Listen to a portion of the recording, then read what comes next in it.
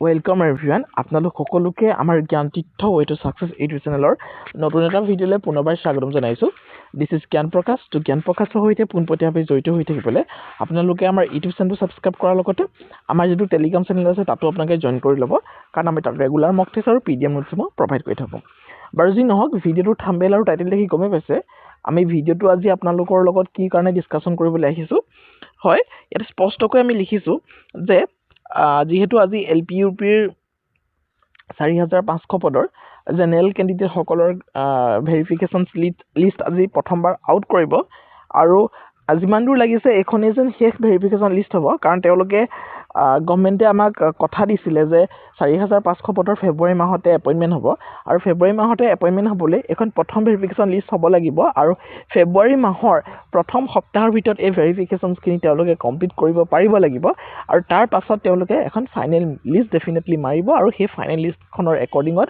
আপোনালোকৰ কি হ'ব এপইন্টমেন্টটো হ'ব ঠিক আছে বাৰু যি নহওক বহুত ক্যান্ডিডেটে আমাক কমেন্ট কৰিছে বিশেষকৈ কাটঅফৰ ক্ষেত্ৰত মই কালি এটা ভিডিঅ' বনাইছো যদি নাইছো আপোনালোকে চাই ল'ব ডিস্ট্ৰিক্ট ওয়াইজ কাটঅফৰ বিষয়ে সুধি আছে সেই বিষয়ে যদি আমি পাৰো এটা ভিডিঅ' ডেফিনেটলি বনাম এটা বিজ্ঞান ভিত্তিক সমীক্ষা আমি কৰি ৰাখিছো ইয়াৰ লগতে বহুতে কমেন্টত এয়া সুধি আছে যে আমি কোৰ্ট এফিডেভিট নিব লাগিব নেকি ডকুমেন্ট ভেৰিফিকেশনৰ ক্ষেত্ৰত এই কোৰ্ট এফিডেভিটৰ প্ৰসংগটো কি আচলতে হয়নে আৰু বহুত ক্যান্ডিডেটৰ এনেকুৱা থাকে যে যেহেতু আমি এজ প্ৰুফ হিচাপে সদায় আমি মেট্ৰিকৰ এডমিটটো আমি লৈ যাওঁ হয়নে হে মেট্ৰিকৰ এডমিটটোত যেটো ডেট অফ বাৰ্থ থাকে সেই ডেট অফ বাৰ্থৰ একৰ্ডিংত আমি আমাৰ ডেট অফ বাৰ্থটো লওঁ ইয়াৰ লগতে আমাৰ মেট্ৰিকৰ সাৰ্টিফিকেটত মেট্ৰিকৰ এডমিটত আমাৰ যেটো নাম থাকে সাপোজ মোৰ নামটো জ্ঞান প্ৰকাশ একচুয়ালি মোৰ এটো ইস্যু মোৰ নিজৰ হৈছিলে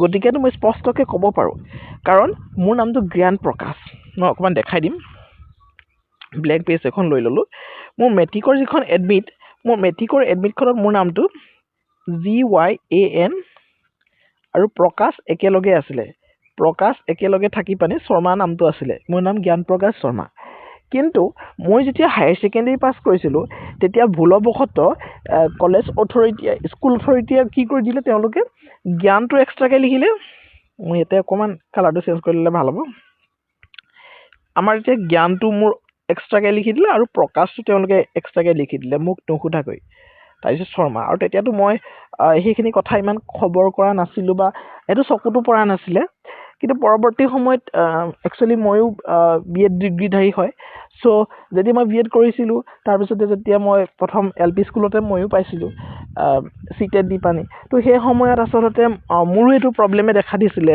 মোৰো ভয় লাগিছিলে যে দুটা নাম এডমিটত মেট্ৰিকৰ এডমিটত জ্ঞান প্ৰকাশ একেলগে আছে আৰু ইয়াত বেলেগ আছে মই ভবা নাছিলো যে এটো এটা ইস্যু হ'ব পাৰে তেতিয়া মই একো এফিডেভিট নিনিয়াকৈ গুছি গৈছিলো কাৰণ মই জনা নাছিলো ইমানখিনি ডিটেইলছ তেতিয়া জনাও নাছিলো তেতিয়া ইউটিউবতো ইমানখিনি কথা দিয়া নাথাকে সো সেই সময়ত মই যেতিয়া গুছি গৈছিলো সম্পূৰ্ণ ডকুমেন্ট লৈ গৈছো কিন্তু মোৰ এফিডেভিট নাছিলে আৰু হেতু কথা মই নাজানিছিলো যে এটো দুটা নাম থাকিলে এটা প্ৰবলেম হ'ব তেতিয়া আমি তাত গৈ পানি ক্যান্ডিডেটখিনিক লগ পাইছিলো তো তেতিয়া তেওঁলোকৰ মাজত যেতিয়া কথা হৈছিলে তেতিয়া মোৰ মাজত এটা ভয় সোমাই গৈছিলে কাৰণ মই জানিব পাৰিছিলো বেলেগৰ ক্ষেত্ৰত কাৰণ বেলেগৰো তেনেকুৱা প্ৰবলেম আছিল তেওঁলোকে এফিডেভিট লৈ গৈছিলে তেওঁলোকে কথাটো জানি পানি আৰু মই লৈ যোৱা নাছিলো মই ভাবিছিলো মোক ক্যান্ডিডেটক কেনসেল কৰিব নেকি কিন্তু পৰৱৰ্তী সময়ত যেতিয়া মই তেওঁলোকৰ পেনেলৰ মাজলৈ সোমাই গলো পেনেলৰ মাজত সোমাই গলত তেওঁলোকে খুব সুন্দৰভাৱে সুষমভাৱে গোটেইখিনি চালে ডকুমেন্টখিনি চালে চাই মেলি তেওঁলোকে হেখত কলে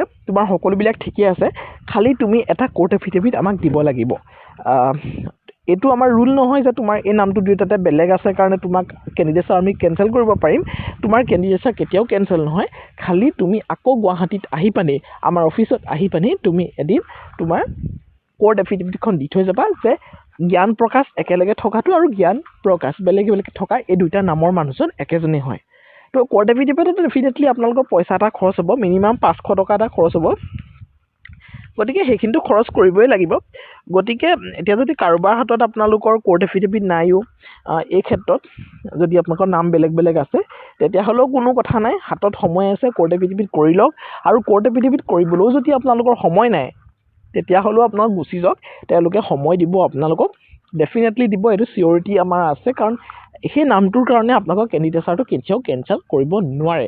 এইটো বহুত ডাঙৰ মেজৰ ইছ্যু নহয়, মই জানো এইটো সকলোৰে চিন্তাৰ বিষয় হৈ পৰে, সকলোৰে এইটো ভয় খাই থাকে আৰু আপোনালোকে বহুত ভয় খায়, কাৰণ নিজৰ ক্ষেত্ৰত এনেকুৱা এটা হ'লে সকলোৱে ভয় খাব, ময়ো ভয় খাইছিলোঁ। কাৰণ নিজৰ এটা চাকৰি প্ৰথমবাৰ হ'বলৈ গৈ থাকোঁতে এনেকুৱা এটা ডাঙৰ ইছ্যু যদি আহি যায় তো ডেফিনেটলি এইটো ভয় লাগিবই। গতিকে এইটো মেজৰ ইছ্যু নহয়। আপোনালোকে যদি কোৰ্ট এফিডেভিট এনেকুৱা যদি প্ৰব্লেম আছে, কোৰ্ট এফিডেভিট এখন পাৰিলে উলিয়াই লৈ যাওক। উকিলক পইচা দিব লাগিব, 500 to 1000 ভিতৰতো হৈ যাব লাগে। আৰু যদি আপোনালোকৰ কোৰ্ট এফিডেভিট নাইও তেতিয়াহ'লেও আপোনালোকে ধুনীয়াকৈ বাকী ডকুমেণ্টসমূহ লৈ গুচি যাওক, তাতে পেনেলক বুজাব যে এইখিনি মোৰ এনেকুৱা হৈছিলে। যদি তেওঁলোকে বুজি নাপায়, তেওঁলোকে বুজি পাবই, তেওঁলোকে নিজেই ক'ব তোমালোকে পাছত এদিন আহি পানি মেৰিট লিষ্ট মৰাৰ আগতে তোমালোকে কোৰ্ট এফিডেভিটখন দি থৈ যাবা, যাতে আমাৰ সুবিধা হয়। তো তেনেকৈ ধৰণে তেওঁলোকে ক'বই, আৰু সেইখিনি ফৰ্মেলিটিজ আপোনালোকে মেইনটেইন কৰিব, মেইনটেইন কৰি পানি সেইখন দি আহিব। বুজি পালে? এতিয়া নেক্সট এনেকুৱা প্ৰব্লেমো থাকে, চাৰ্টিফিকেটত নিজৰ নামৰ খেলি মেলিও থাকে কিছুমানৰ। মানে এনেকুৱাও থাকে, ছাপ'জ মোৰ জ্ঞান প্ৰকাশ PRO, মই PRA লিখোঁ, KAHH প্ৰকাশ, কিন্তু PRO এইটো মোৰ প্ৰব্লেম হোৱা নাই বাৰু, কিছুমানৰ PRO লিখি দিয়ে। গতিকে এই যে এটা এলফাবেটৰ প্ৰব্লেম হ'ল, হয়নে? এটা এলফাবেটৰ যে খেলি মেলি হ'ল, এই খেলি মেলিটো বহুত ডাঙৰ এটা মেজৰ প্ৰব্লেম নহয়, গতিকে সেইটো আপোনালোকৰ প্ৰব্লেম নহয়। বহুতৰে আকৌ কি হয়, আধাৰ কাৰ্ডত নামটো বেলেগ থাকে, মেট্ৰিকৰ এডমিটত বেলেগ থাকে। আধাৰ কাৰ্ড যেতিয়া বনাইছিলে তাতে বহুতৰে খেলি মেলি পোৱা গৈছে, তো সেইখিনিও ইমান প্ৰব্লেম নহয়। মাত্ৰ পেনেলৰ আগত ক'ব যে আমি আধাৰ কাৰ্ডখন মোৰ অলপ গণ্ডগোল আছে, গতিকে মই আধাৰ কাৰ্ডখন পুনৰ বনাবলৈ দি থৈছোঁ। গতিকে আপোনালোকে তাৰ এটা বেলেগ এটা ID প্ৰুফ লৈ যাব দেই। সেই বেলেগ এটা ID প্ৰুফ আপোনালোকৰ ভোটাৰ কাৰ্ড হ'ব পাৰে। ভোটাৰ কাৰ্ডততো আপোনালোকৰ নামটো শুদ্ধ থাকিব, আধাৰ কাৰ্ডত ভুল থাকিলে ভোটাৰ কাৰ্ডত শুদ্ধ থাকিব, ভোটাৰ কাৰ্ডত শুদ্ধ নাথাকিলে আপোনালোকৰ ড্ৰাইভিং লাইচেন্সখন লৈ যাব, আইডেণ্টিটি প্ৰুফ হ'লেই হ'ল দেই। সেইখিনিয়ে কথা। নেক্সট, যদি আপোনালোকৰ এডমিটত আৰু মাৰ্কশ্বিটত যদি ফাদাৰ্ছ নেম একেই নাথাকে, কিছুমানে নাথাকে দেই, বহুত কম সংখ্যকৰে নাথাকে, তেতিয়াহ'লে কিন্তু আপোনালোকে কোৰ্ট এফিডেভিট লৈ যাব লাগিব। ছাপ'জ একেবাৰে যদি সম্পূৰ্ণ নামটো বেলেগ হৈ যায় তেতিয়াহ'লেতো নিবই লাগিব কোৰ্ট এফিডেভিট, মই সেইটো কথাই কৈছোঁ। আৰু নেক্সট এইখিনি কথাই মই আলোচনা কৰিলোঁ যাতে আপোনালোকৰ সুবিধা হয়। বহুত বেছি ডাঙৰ মেজৰ ইছ্যু বুলি ভাবিব নালাগে, মাত্ৰ যদি সম্পূৰ্ণ নামটো বেলেগ হৈ যায় তেতিয়াহ'লে ডেফিনেটলি সেইটো মেজৰ ইছ্যু হয়। কিন্তু এই ধৰণৰ আপোনালোকৰ গেপ থাকি গ'ল, গেপ থকাৰ কাৰণে কিবা প্ৰব্লেম হ'ব, এনেকুৱা ধৰণৰ কোনো কথা নাই। বা কিবা এটা এলফাবেটৰ চেঞ্জ হৈছে কিন্তু প্ৰনাউন্সিয়েশ্যন একেই আছে, ন' প্ৰব্লেম তাতে। কিন্তু বেলেগ যদি নামেই যদি বেলেগ হৈ যায় তো ডেফিনেটলি আপোনালোকে কোৰ্ট এফিডেভিট নিবই লাগিব, আৰু এইটো এটা ডাঙৰ ইছ্যু হয়। গতিকে বাকী ইছ্যুবোৰ ইমান প্ৰব্লেম নাই। বাকী থাকিলে এটা ডাঙৰ প্ৰশ্ন সকলোৱে সুধি আছে, আজি 26 জানুৱাৰী আৰু আজি আমাৰ গণতন্ত্ৰ দিৱস। গণতন্ত্ৰ দিৱসৰ দিনাখনে আমাৰ ভেৰিফিকেশ্যন লিষ্টখন আউট হোৱাৰ কথা আছিল, কিন্তু এতিয়ালৈকে ভেৰিফিকেশ্যন লিষ্টখন আউট হোৱা নাই।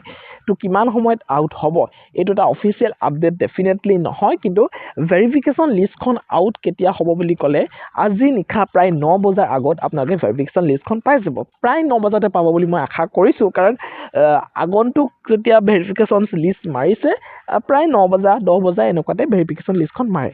গতিকে অপেক্ষা কৰি থাকক, ডেফিনেটলি আপোনালোকৰ ভেৰিফিকেশ্যন লিষ্ট আজি ওলাবই। ঠিক আছে, তো ভিডিঅ'টো ইমানেই আছিলে। মই ভাবিছোঁ ভিডিঅ'টো আপোনালোকৰ কাৰণে হেল্পফুল হৈছে, আৰু হেল্পফুল হৈছে বুলি যদি ভাবিছে ডেফিনেটলি চেনেলটো ছাবস্ক্ৰাইব কৰি বেলখন টিপি অল প্ৰেছ কৰিব, যাতে আহিবলগীয়া ভিডিঅ'সমূহৰ সৈতে আপোনালোক নটিফাই হৈ থাকিব পাৰে।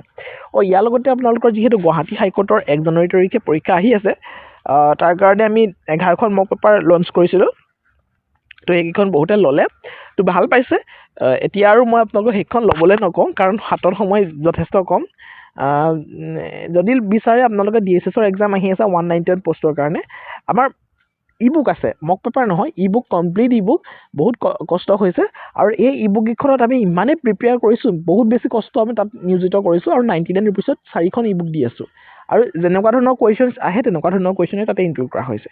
গতিকে ই বুক কেইখন যদি লাগে ষ্টেণ্ডাৰ্ড পেটাৰ্ণত লৈ ল'ব পাৰে আপোনালোকে। ঠিক আছে, ভিডিঅ'টো ইমানেই আছিলে। তো thank you so' much, see the next video'.